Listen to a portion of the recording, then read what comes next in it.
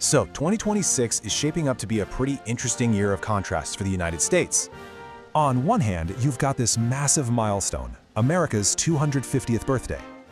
It's a huge celebration of the past, but what happens when the vision for the future hits a snag?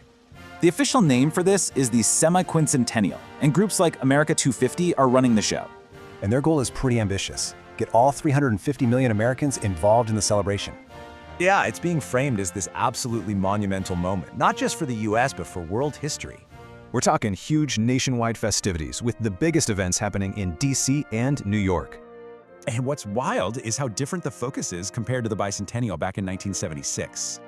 Okay, but while everyone's looking back, a very different story is unfolding for America's future plans.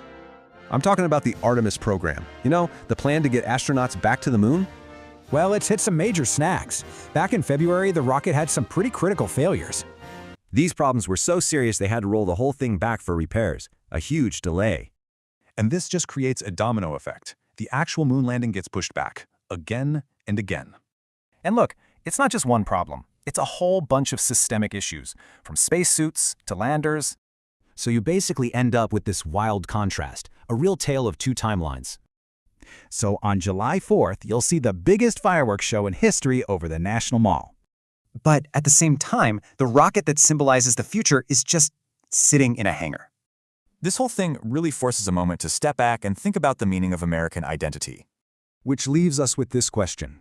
At 250 years old, is America's story about past glory or future ambition?